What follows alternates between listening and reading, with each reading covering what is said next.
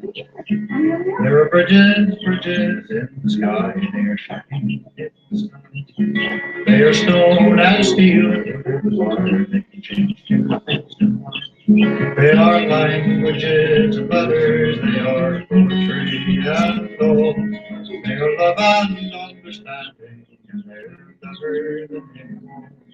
They are languages and letters, they are poetry and all. They are love and understanding, and they're clever than anyone.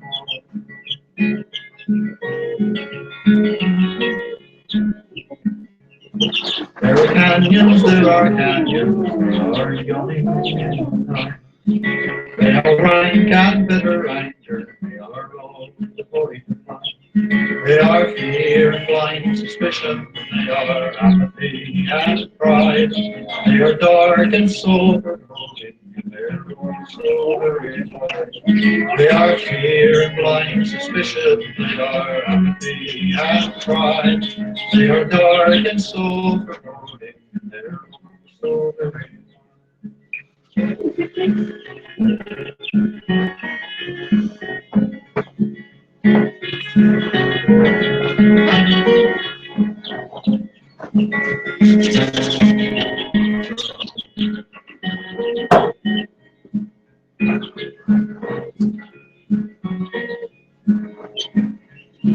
Let us build a bridge of music, let us cross the sun. Let us span another canyon, let us run. Lord, if someone should ask us where we come and bow today, we will tell them build a bridges and we are on our way. Lord, if someone should ask us where we're up and bow today, we will tell them building bridges and we are on our way. We will tell them building bridges. We will tell them building bridges and be off and on our way. Thank you, Bill Staines, for letting us use the Bridges song on Bridges programming. Welcome to Wednesday World Call In, and email us and do what you got to do to make your voice heard. You're welcome to do programming on Bridges programming, if as long as it's a humanitarian show. My name is Jeff Beller. Next to me is Susan Comont. The video you're looking at right now are the newborn 2-week-old chicks, and we just figured it'd be fun to see them instead of the outside view. And we just hatched them here. They were part of some eggs. It's a long story with that. We won't go into it. Anyway, I just want to say good morning and thank you again for tuning in and listening to us on the vast amount of audio stations we have. So please don't hesitate to tell your friends to talk about the Human Renewable Energy Measure. This is what it's brought to you by. It's a human renewable energy measure that says all humanity must have their basic needs met or they'll die. And they should have that for about a day a week of work or an hour a day of work. And we have to redefine work on that point. But the other thing is education, food, and shelter must be met. And the HREM, Human Renewable Energy Measure. And the job for anyone listening is to get that message out any possible way they can. Use your mind, your given nature's mind to figure out how we get this, to change the economic system. As a matter of fact, if I listened to one of the candidates this morning, in a speech she was saying, it's the first female candidate we ever probably going to have in this, well, we have first time in this country. Leading a party. Leading a major party. Right. And that's Hillary Clinton. And she was saying that we don't want walls, we want bridges. Maybe she's That's been what listening she to our said. program. She said, we need bridges. Wouldn't We that need be to build nice? bridges, not build walls. And we have the other candidate, which is a spoiled, from my opinion, a spoiled brat who's got a silver spoon in his mouth the whole time. And he wants to build walls because it's fear and blind suspicion. That's what Bill Staines was talking about on his song. We feel there are canyons filled with fear and blind suspicion. And we need to make sure all humanity comes together. And when you bring humanity together, oh, by the way, Dennis Carriers is on the line with us as normal with his vast experience and commentary. Hello, Dennis. How are you? Oh, good, Jeff. I can even see on the screen what you put on there, so I'm going to be happy when your animals start moving around. Well, Let's put the chicks back I'm gonna on put there. the They chicks are back active on. right now before they fall Before they asleep. fall asleep again. See if I can put them There they are. See, they're there they chasing, are right there. chasing each other Here are around. the chicks. They're running around. There's 5 of them, and right now you see 2 on the screen. And this again, this brings us to local knowledge because we travel quite a bit, and we're here in the summertime, and we wanted to have fresh eggs. So we looked around to ask people, where do we rent a chicken, or where can we get just 2 chickens that we could have for our fresh eggs in the morning? And I built what they call a chicken tractor. So something that the chicken doesn't drive, but we can pick it up and we can move it to good spots. Now there's all 5 chicks in the Yeah, now you can in see the them screen. all. You see there's 5 chicks, three in the backside and 2 by the feeder. And so that's 2. And those are only 2 weeks old, these chicks. But I'm going to tell you how they You came can about. almost see them growing. We were away and we came back and we went to the person who we get our chickens from, and she gave us 2 chickens. And she said, I'll give you a 3rd one because I need to domesticate it. So we took It needs to learn needs manners. to learn manners. So we took the 3 chickens back with us and put them in our chicken tractor and fed them. And then when they laid eggs, Susan had the idea that since there's roosters at the place that we picked up our chickens, these 7 or 8 eggs may be fertile. So we had a little incubator. So she put the 7 eggs in the incubator, and lo and behold, 21 days later, we had these 5 chickens were hatched.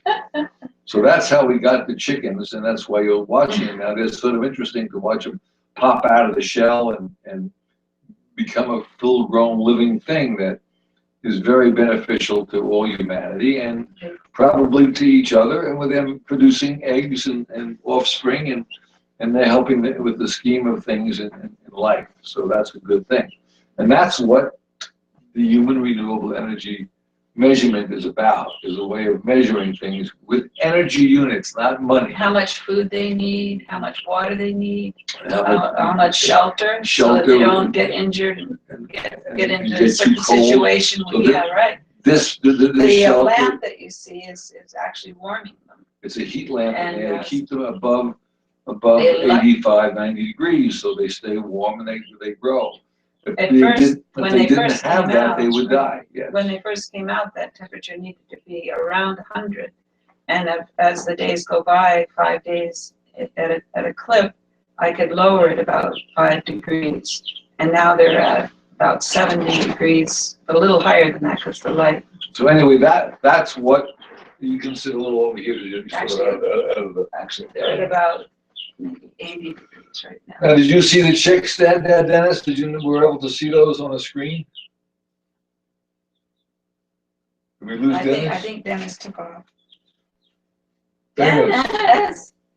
did we lose Dennis? Hey, did you see the chicks? Did you Do see you see that?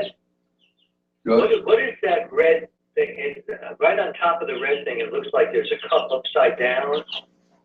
Oh, that's a feeder.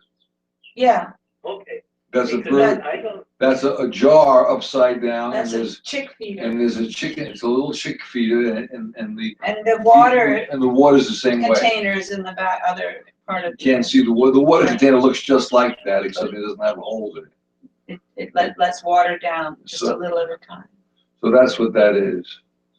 Okay. But by the way, now, the reason why I brought this up is because we came back and we were looking to get 2 chicks, and we couldn't find chicks. So we You mean went hens? hens rather. So we found out you can only buy 7. Oh, if you're gonna go to like Tractor Supply or You know, or a some place that farm sells a farm provide- supply. New York State has a law that you can only have you'd have to buy six. 6 or 7. Yeah, I forget, but you have to buy more than we need because they want to make sure you're serious about them. well, that you're not just getting them for a pet and then you'll ignore it, or, I don't know, just. So anyway, Kids buy them, so parents we buy them went, for their to kids. find out for local knowledge. And we said, does anyone know who's got chicks that we can rent for just 5 or 6 months, and then we'll return them Chickens, chickens. full-grown Yeah, chickens. We full-grown gave up on the chickens, yeah. chicks. So we decided to get these. So anyway, we couldn't find anything. So we drove to different places that had chickens, and we asked them if it's possible to rent 2 chickens or buy 2 chickens, but we'll give them back at the end of the. We finally found And somebody. all of a sudden, lo and behold, we found someone. We started a business for those people. And she's got an amazing little farm with Right, her and husband. we call it rent-a-chick, or rent-a-chicken. Right. So we started a rental chicken business, and the husband said, this is a great idea. So he's building these chicken tractors, which Well, he we didn't sells. start the No, business, but we- but we gave them the idea that it might be a So possibility. now you can buy a chicken tractor from him and lease the chicks from him for the winter, No. for the summer, right? You turned around. And then It's you always summer. and then you can go ahead and get your eggs and give them back to chicks. And in this case, they banded 2 hens we had last year. We got the same exact hens back that we plus one extra. So that's what happened. And this year we're going to give them these new little born chicks, And then the chances are that at least 2 of them will be roosters. and we will get the chickens back. Hopefully, we'll get the hens next year. And we'll do the same thing. We'll take the original eggs and put them in the incubator and see what comes about, and then do the same exact routine. We'll keep on having young chickens over and over and over again for eggs, which I think is a good idea. Anyway, that's the story. So that's called local knowledge. In other words, now Dennis, you can come to me and say, where did you get those? Where did you rent chickens? And it's really. It was a matter of asking around and getting local knowledge. Right, and I just wanted to mention something about this really fascinating farm that we did find. April and her husband, they have not only chickens, they have goats, they have a peacock, a couple of peacocks, turkeys, geese, llamas, pigs. I mean, it's just incredible. And she has a little daughter who, the first time we encountered her, she was about 2.5, maybe 3.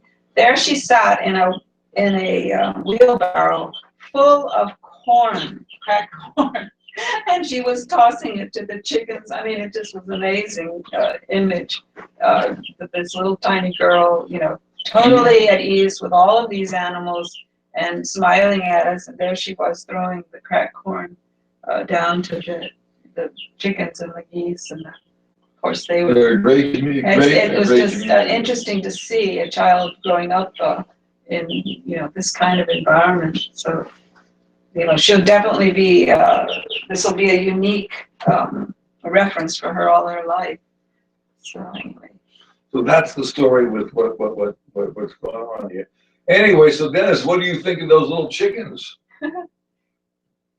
Well, really, as I get older, I want to be a vegetarian. Well, we're not going to eat them. Well, don't you eat eggs, Dennis?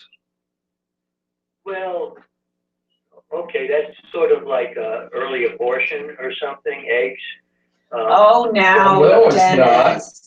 Goodness gracious. Well, what I'm saying, especially if there's not a rooster around. If there's no rooster around, you don't even have chickens out of them. Right.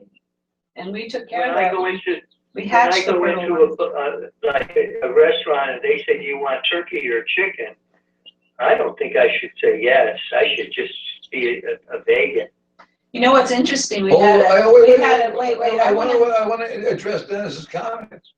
But if you're eating vegetables, I know vegetables. Plants are very smart. Don't you think you shouldn't be eating the live plants either? They are much different. I mean, animals like turkeys and chickens, they have a heart and lungs. A lot of the same things that we have. But doesn't plants just Plants have a because heart. they and have a lung. heart and they They breathe have a and they have circulatory system yeah, and they have breathing and systems. if you play plants music, they respond to it, and if you're nasty to plants, They they don't respond to grow, that. right? They don't like I it. mean, plants. I mean, we just aren't smart enough to realize how important plants are and how intelligent plants are. And Just because they don't move around just because they very don't much. move, but plants. A matter of fact, if you notice, plants they trick us into picking them because we think they smell good, Oh, they taste so or good. they taste good, and then we move them from point A to point B to pollinate them, and they get the bees to do the same. Plants are very intelligent, They got us working but for we it. are pretty stupid to think that they're not intelligent. And I think we have a lot to learn as a species. They are So, living things. Is what every you're saying. living thing lives on other living things. When you're living on plants and you think you're doing something better, and that's your privilege, but I don't particularly think that if you choose to eat plants, that's fine. But the chickens and They eat plants. they eat plants, and then you're converting them to a different source. But if you don't, matter of fact, if you don't eat deer, I'll give you a great, for instance, in India.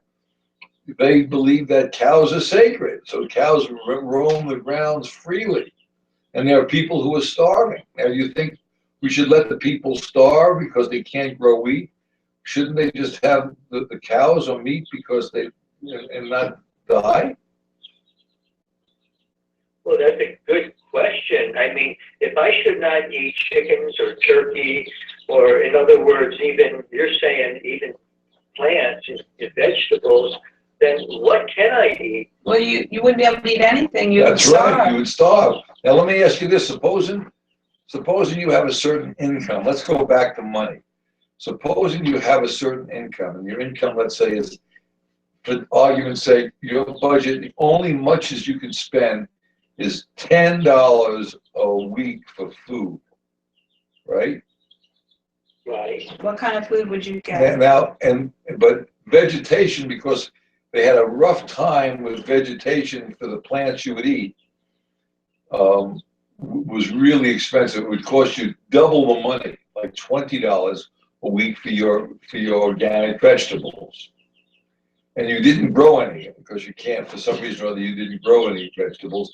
But the meat the meat and some crummy vegetables, little bits of vegetables were in your diet, your budget to buy, because you could raise cows and meat on grasses that you couldn't eat like they do in Florida. I noticed that places you could never grow anything in Florida other than this scrub grass, which they have lots of cattle on. And the cattle is for meat. They're beef cattle, they're not milkers. So rather than not be able to afford to buy food, you wouldn't go to eat meat? Not being able to afford the That's vegetables. the way you phrased it. Would you not eat meat if you couldn't afford to buy vegetables? If I couldn't afford to buy vegetables, I would want to stay alive, so I would want to eat whatever I could to stay alive. Right. Exactly. I'm going to just show you these cute little. Yeah, I'd rather look at them than our ugly mugs. Because I hear them But making I a lot want of to noise. let me read the summary, okay? So Yeah, we sure, get go on the ahead. topic, if at all possible. Okay, I wanted to consider, because we had been talking about the Barefoot College last program. Right, Barefoot College And is a that, college you that, can look that up. It's in India, developed by Bunker Roy. It's been actually existing for about 40 years now. So it's quite established, and their ideas that wherever he was very shocked at the poverty in the rural villages, but then he was very impressed by the intelligence in the local villages, where they've solved a great deal of problems. They can't solve the problem of not enough food because there's other restrictions and difficulties, drought, wars, whatever. there are just too many demands on a scarce food source, but many technical problems that rural villages face. He found that in India, he found that the people had solved them wonderfully, and that their technologies are just as sophisticated as anything he learned in college. And he felt that this college could honor that kind of knowledge and also help villages so that they could learn other technologies like solar, electric installation, how to build, to So become they get solar lighting and engineers. heating? Yes, that this would be one of the things that would lift their situations so that many, many more people could survive and not be starving. But and also other things are taught at the college. And this made me think about our experiences with local knowledge. And the first time I actually heard that term was when we were sailing up and down the east coast of the United States for a couple of years. We lived on a catamaran and went in and out of what they call the intracoastal waterway, which was developed to keep people from drowning out in the ocean when they were, taking goods up and down the east coast. For commerce to make money with. Right. And it's still, and always has been, risky and dangerous to take boats out into the ocean. You got to be careful, choose your weather and all that, and still you can get caught in situations of storms and unpredictable situations that will risk your life. And even if you're in a pleasure boat and have gone out there just because you're trying to save time or whatever. So we did that sometimes. We most of the time stayed in the intercoastal waterway, but that's where I heard for the first time the term local knowledge. And when on your chart you see your navigation chart, you see an area where it's seldom traveled into, or for some reason it gets vulnerable to changes of the what's under the water, because of storms or whatever is going through it, because it's shallow. The shallowness can vary a great deal. And we didn't draw a lot of water, meaning our boat didn't go very deeply into the water. It only was about 1.5 feet. But many boats, they draw or they go very deep, into the water with their hull, maybe 6 feet, maybe 5. And, they have to be very careful about not hitting rocks, not hitting a sandbar, getting stuck somewhere where nobody's going to come out and rescue you, which is, not uncommon. But anyways, so local knowledge referred to, when the navigation charts, they didn't really know what the heck was going on in the area you're in. They would say, we refer you to local knowledge in this area. And so then you find a way to either encounter someone on another boat who lives in the area. You call them and you ask for local knowledge. You call the Coast Guard for local knowledge. You call any number that you think, the bridge tender for local knowledge. In other words, the people that live there who are experiencing the area all the time and have made an adaptation that works in the area, those are the people that you need to communicate with if you're going to go into these places and maybe anchor or go to a dock or whatever is available there.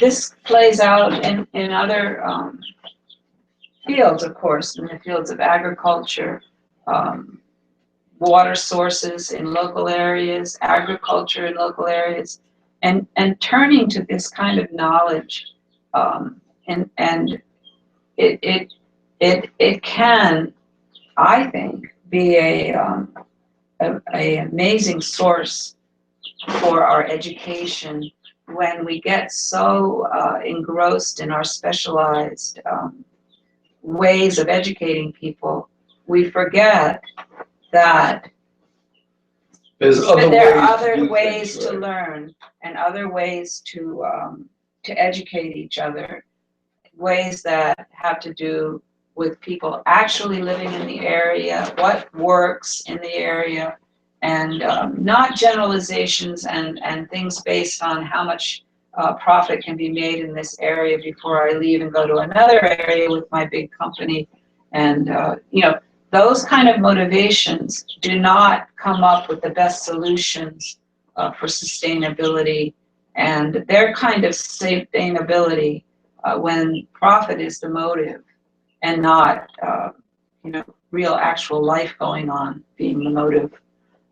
When profit is the motive, that kind of situation produces a lack of desire to leave anything viable behind. And when they say they want to do things in a sustainable way, they want to sustain the amount of profit they're making for a longer time. So they'll bring in more fertilizers, more pesticides, and they will keep adapting the plants that they're making a huge profit on to the new pests that arise so that they're resistant to them. And this can go on for quite a while, but at a certain point, as it's happening in Florida now, they encounter a disease or a bacteria or a virus that they cannot get a satisfactory resistant orange tree to survive. And so they're still doing studies, of course. They're still working hard, trying to find resistant orange trees to the what they call citrus greening that's going on there. But already, I think about a third of the crop is down. This is a many $1 million a year.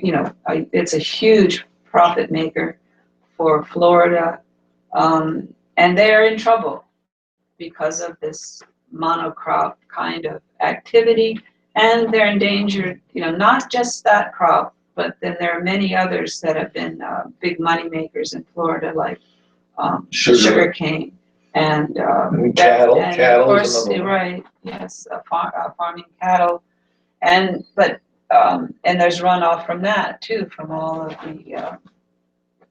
the pastures that are used, for grazing the animals, and then, but mostly we're looking at agriculture.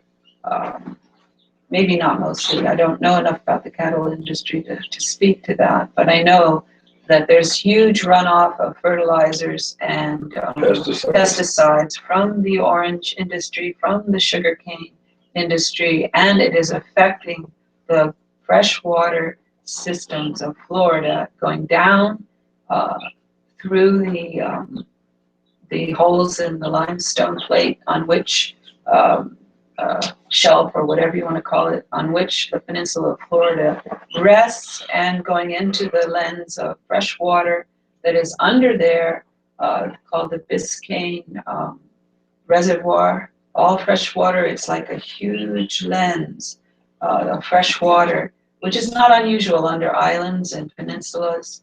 And of course, there's that one under Florida. Because saltwater floats.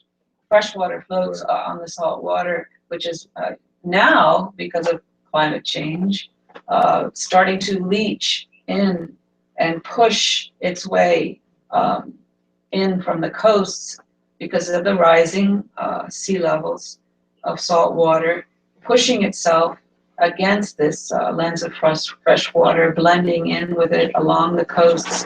And this is changing.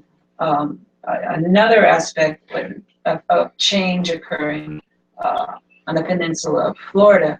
But to get back to, it's a dead end when we don't, when our motive is profit in our economic system. A profit for It's foods, suicidal. profit for foods, It's- profit for the needs of people, for the needs of all living things. Profit making off the needs is a dead end, literally, for our species. For many other species have already been destroyed by this kind of activity. In fact, we're experiencing what has been called the number six extinction. And that means this major loss of all living species on this planet Earth that we share with billions In other words, of other it's not just beings. humans being, it's all of, and that brings us to, while we're looking at the chicks, Dennis, I'm gonna play a song by Bill Staines. I have permission for Bill to use the Bridges song, and I've emailed him, and I'm sure he wouldn't mind if we played this occasionally. And this is one of his songs called Place in the Choir. We're gonna take a little break and just watch our chickies and all God's creatures has a place in the choir. I like to use the word nature's creatures, but let's hear this. Nature's creatures. Let me just get this to play a little better. Hold on, I gotta turn up the volume before I do anything. And this is Bill Staines with All God's Creatures Has a Place in the Choir.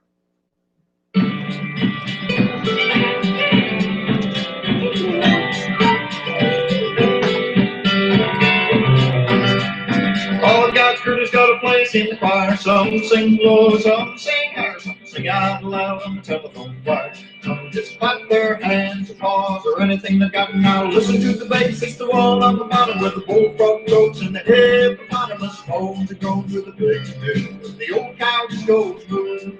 The dogs and the cats, well, they take up the middle. Honeybee hums and the cricket fiddles. The donkey brays and the pony neighs and the old coyote howls. All God's creatures got a place in the choir. Some sing low, some sing high, some sing out loud on the telephone wire. Some just clap their hands and paws for anything they got now.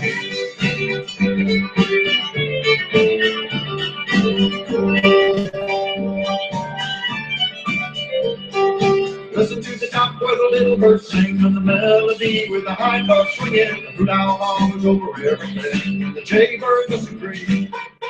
Singing in the night, quack, singing in the day. The little duck quacks and he's on his way. Off the main, got much to say. And the porcupine talks to himself. All God's creatures got a place in the choir. Some sing low, some sing high, some sing out loud on the telephone wire. Some just clap their hands and call for anything they got now.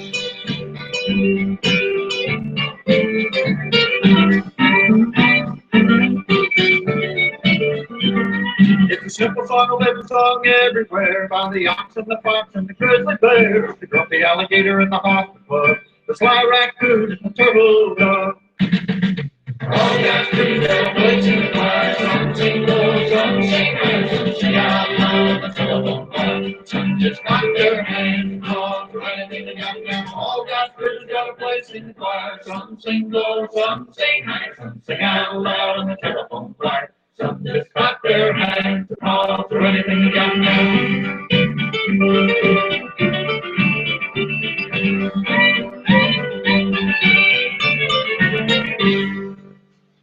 Well, thank you, Bill Staines, for letting us play that I song. think the chicks were dancing. And that's nice to see that. Now, And the one to lead to the what I feel local knowledge. Now I'm just using Florida as a one example. I mean, every state in our United States has similar problems. Every country, has similar problems. But I'm just as an example using Florida because I know a lot about it by now, about their agriculture. Not everything, but I know a significant amount. I've studied it, the geology a bit, the agriculture a bit. We live down there almost 6 months a year. And an interesting thing, when I think about local knowledge there now, because so much of Florida has become, whatever agriculture there is, it's big agriculture. And, profit driven by profit making, which is what our economics demands. But there still are some small farmers, some small operations, so to speak. And this is where I would find, or anyone could find, local knowledge about what is working under the conditions, with sustainable, real sustainable conditions. And one of the groups that I've always been impressed with in Florida is the Seminole Indian tribes of Florida, especially the ones in the Everglades. And they have their crops of oranges, they have their various staples that they've been growing, and they have, I think, I'm guessing, but they're very, for good reason, suspicious of us white peoples, because of all the damage that was done to them. You know, they were almost completely wiped out by the Indian Wars, and but they adapted to the very unique environment of the Everglades. Difficult, very difficult. Very, very difficult and unique environment of the Everglades, and they understand Florida and agriculture in Florida probably better than anyone. They've been there longer. They started the cattle industry. It was there before we ever thought about it. Before anybody even thought of going to Florida and doing anything as far as agriculture or animal husbandry, they were down there doing it because they were under duress and they had to go somewhere where they wouldn't be pursued.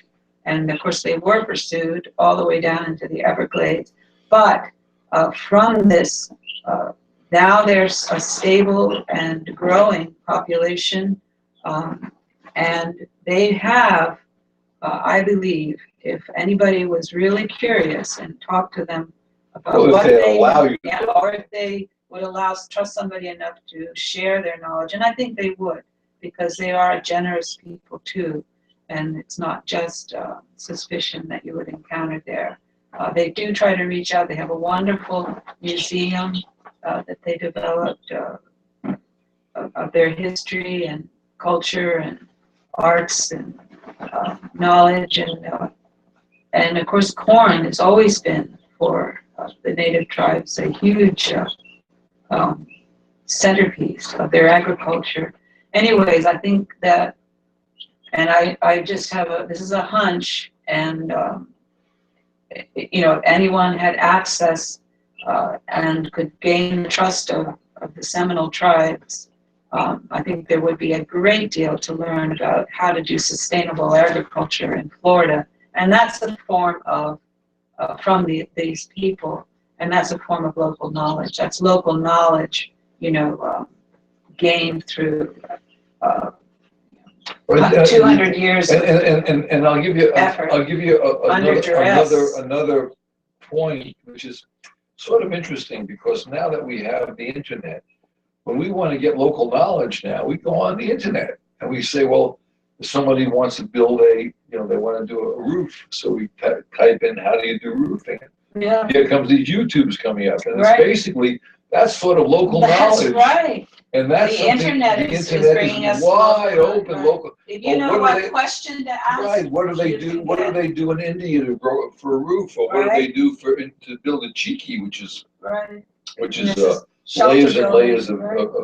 I mean, all these things are. You just have to know how to ask the right questions. You know, what's working in blah blah blah in wherever. You know, what kind of systems do rural villages in wherever use to, you know, under the conditions that we're now experiencing with the climate changing, and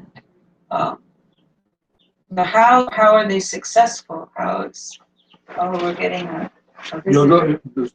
Keep on going. Okay. Anyway, I was discussing this with a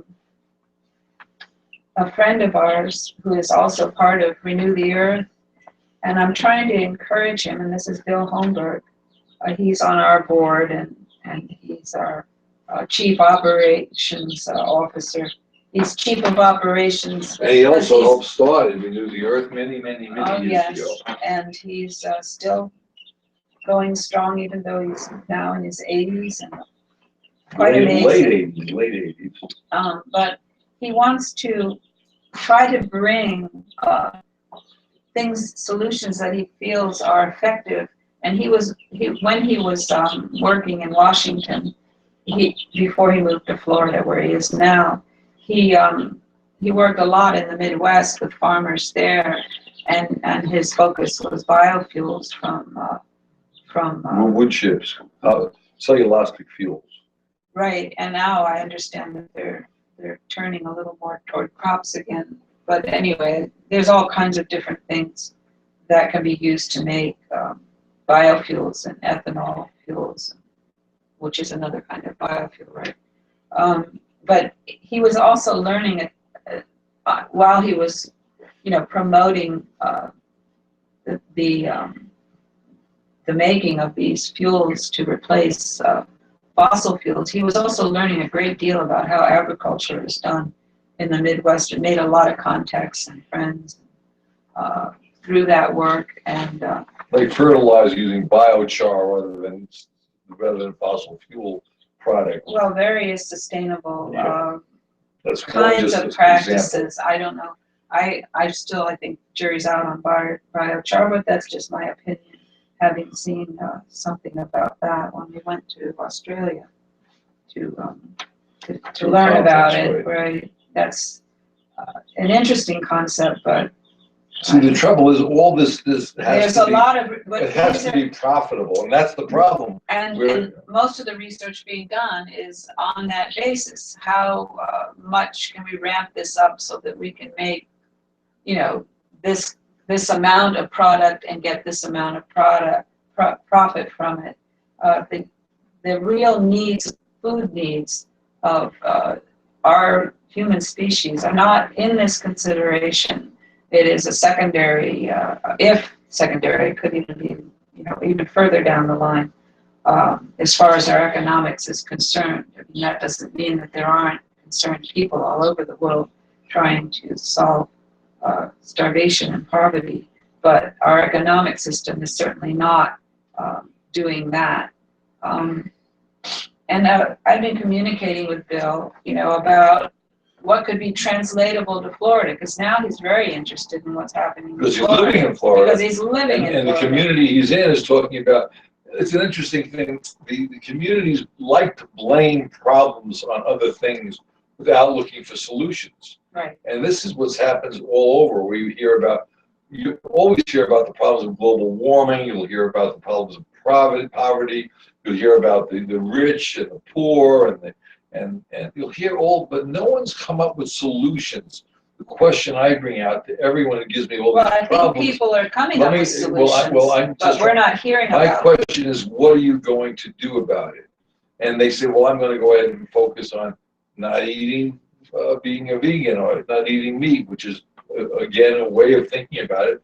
But the problem here is basically the economic system and what you can do about it. This is the whole point of the programming. The behavior is being forced by our economics. Right. The economic system is creating dysfunctional governments, and dysfunctional behavior. People, dysfunctional everything because of the demand for profit. Demand to make money. And if it doesn't make money, don't do it. Where's the dough when you go to a meeting? Everyone was looking for funding. Without funding, we can't do anything. That's ridiculous. You don't need funding or money to do anything.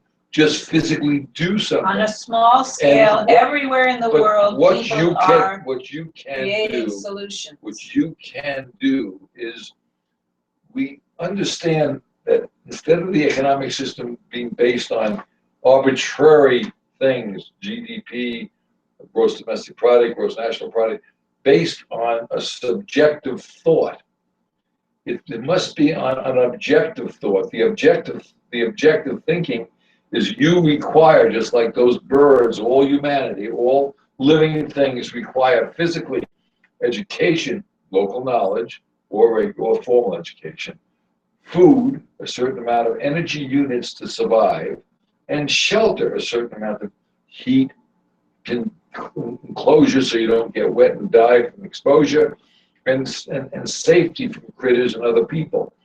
We need to make sure that all humanity has their basic needs met, and it's measurable in energy units, and we're calling it the Human Renewable Energy Measure. What you can do about that, what you physically can do about that, use your mind, your ideas, your ability to spread the word about the HREM, the Human Renewable Energy Measure. We don't want you to give us money or join a group. Just understand that there is something we can do. We just simply put this measurement into the vocabulary around the world. And then it will take effect because we'll understand that all humanity must have their basic needs met. That'll stop the wars. That'll stop poverty. That'll stop the way things are happening now. We need to do that.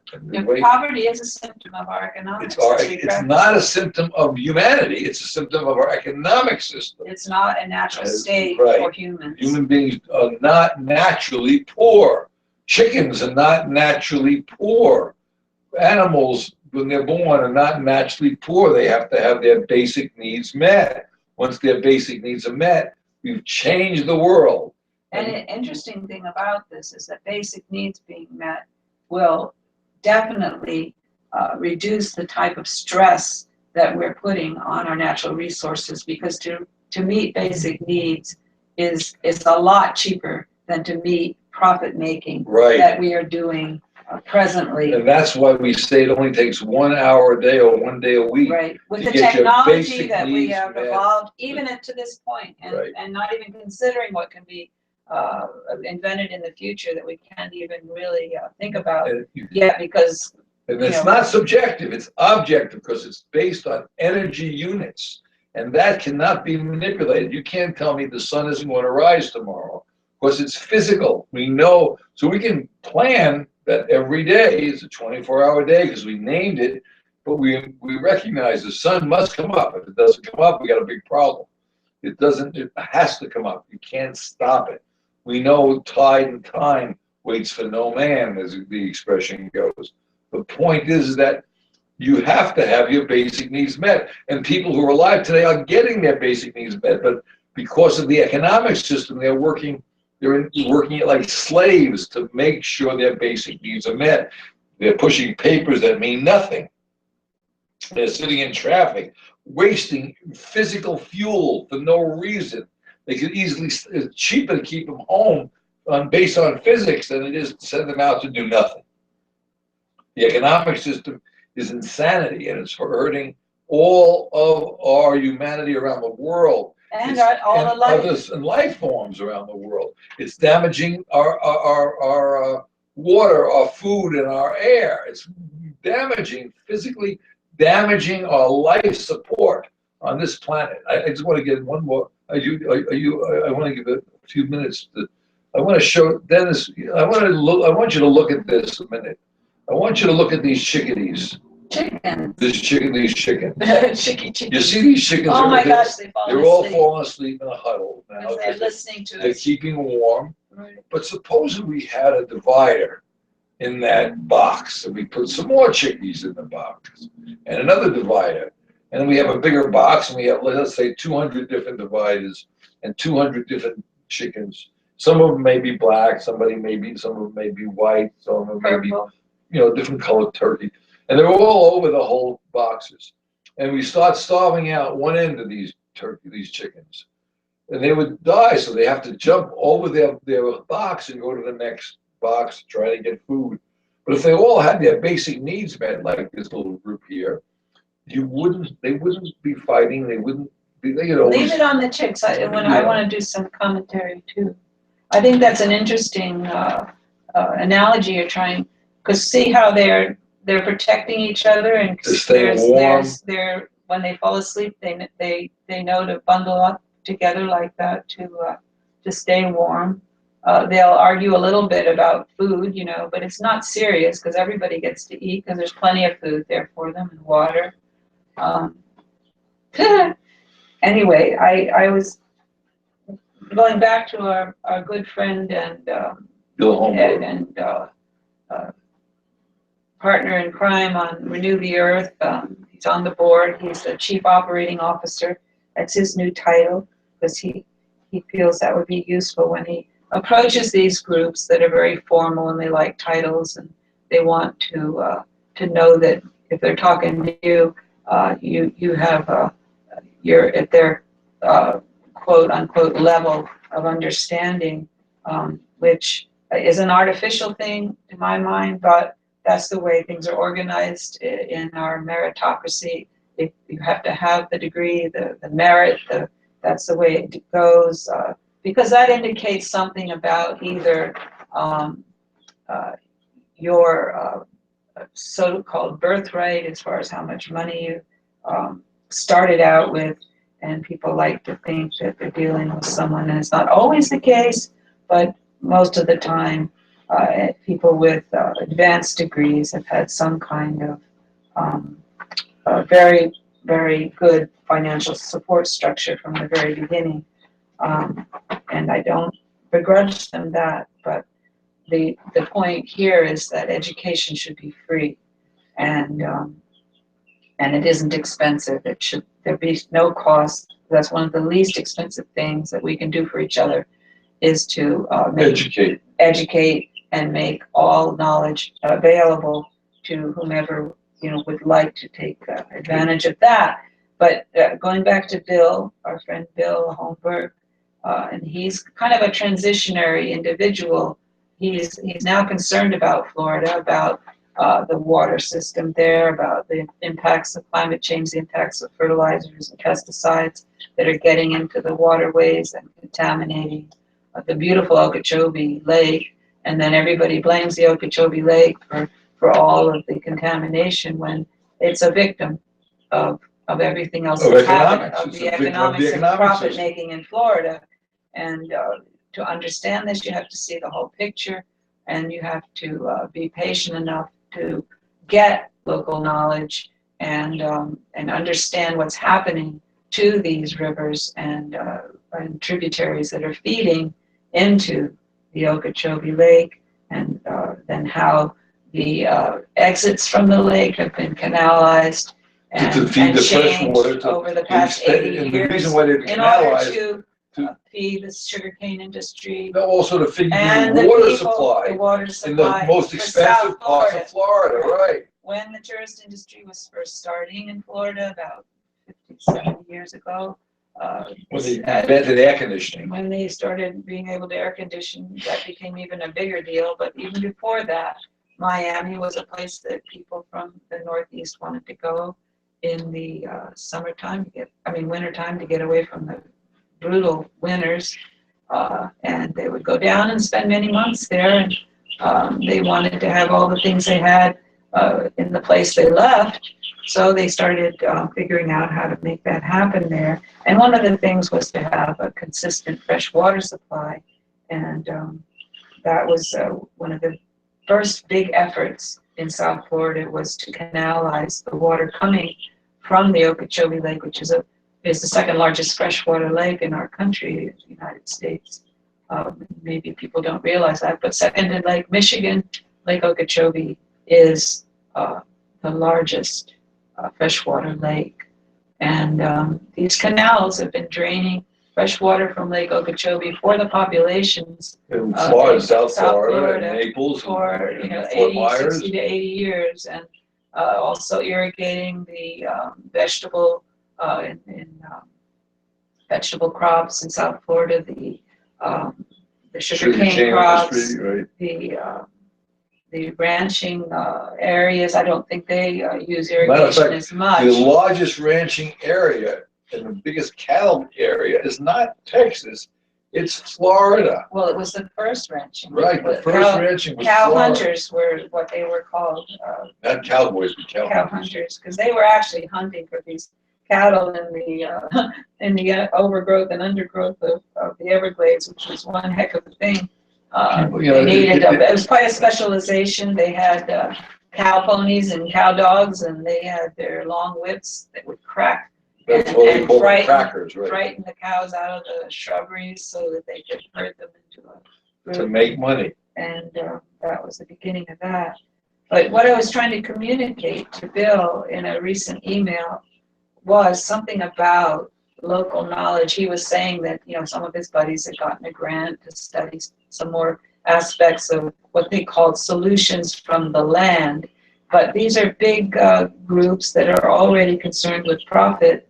And I wanted to make the point to him that the kind of sustainable solutions they're going to come up with may not be indeed sustainable. And I wrote to him, and this is, I'm reading from it because I had to think it through carefully, and to say it off the top of my head, it won't be probably as good as what I wrote. And I asked him, are we willing, while the professionals continue their studies, to take a radical leap? This leap I call local knowledge solutions. Solutions that already exist and are being practiced successfully in Florida, but get little attention because the individuals doing them are not part of large agricultural initiatives with pressure to make a huge profit or grants to think about sustainable practices. Solutions that don't involve a degree or a PhD. Solutions from practical experience of trial and error, dirty hands, long hours, curiosity, and observation. What is the word from the ground? There exist solutions in Florida for the crisis of resources and water. We need to recognize them for what they are and adopt them. This will ultimately mean that profit made from, quote, essential need, commodities like food, water, shelter, cannot continue to be part of our economics. This kind of deal is clearly dragging us all down. Then I go on to say, I feel that there are many valuable things that long-term studies can contribute, and I'm not against them. After all, individuals had to have a lot of time to figure out navigation, gravity, and name all the planets of our solar system, among other things. But there is a time for action, and I know that time is now. We cannot let out our intellectual prejudices that convince us who is educated and who is not guide our behavior. It is time to be practical and look at real stuff, what is happening on the ground and is successful now. It is out there for us to see. We can recognize it because it works. Well, I just want to thank you all for listening. I want to thank you all for listening. That's it's something that we need to go ahead and make sure we need to make sure it's happening. Well, thanks again for all of you listening, and please try to get this human renewable energy thing to happen. And the only way it's going to happen is with your help. So again, we'll tune in again Sunday on the front. And that's truly a local knowledge solution. And you need to. You are our local knowledge. You are the solution. So you can really help do it. It's all about renewable energy, which is you and I, and we have value, and the value is based on not on money, but based on the human, your age, your amount of food you bring in and water, your shelter, and specifically education. Thanks again for listening. Tune in again next Sunday on the Front Stoop, the longest stoop in the world, and please don't hesitate to try to get this message out. It's imperative that we change the way we do our economic system. We must base it on energy units rather than money. Thanks again.